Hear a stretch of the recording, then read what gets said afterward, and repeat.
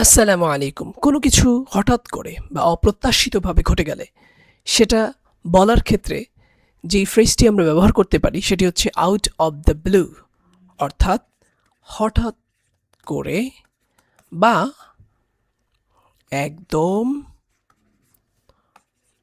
অ- অপ্রত্যাশিতভাবে।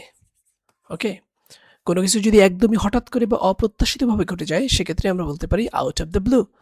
Let's check some example. So আমাদের প্রথম এক্সাম্পলটি হচ্ছে he called me out of the blue.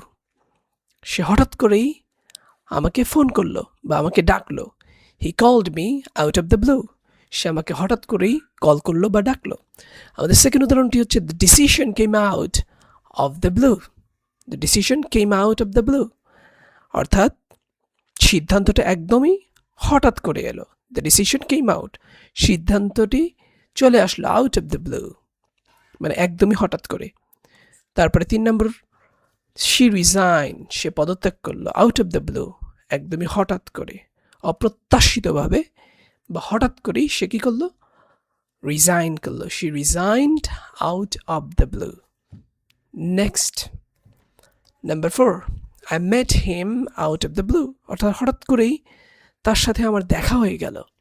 I met him out of the blue, হঠাৎ করেই তার সাথে আমার দেখা হয়ে গেল। Number 5, out of the blue কিন্তু শুধুমাত্র শেষেই ব্যবহার হয়, ব্যাপারটা এরকমই না। আউট অফ দ্য ব্লু শুরুতেও ব্যবহার হতে পারে। The example is in front of you 5। আপনাদের সামনেই যে 5 নম্বর এক্সাম্পল আছে সেটি হচ্ছে কি আউট অফ দ্য ব্লু, অর্থাৎ হঠাৎ করে ইট স্টার্টেড রেইনিং, বৃষ্টি শুরু হয়ে গেল। Out of the blue it started raining, হঠাৎ করে কি হলো, বৃষ্টি শুরু হয়ে গেল। Let's read all of the sentence once again. First sentence, he called me out of the blue. সে আমাকে হঠাৎ করেই ডাকলো বা সে আমাকে হঠাৎ করেই ফোন করলো। The decision came out of the blue. সিদ্ধান্তটা একদম চটজলদি হঠাৎ করেই চলে আসলো।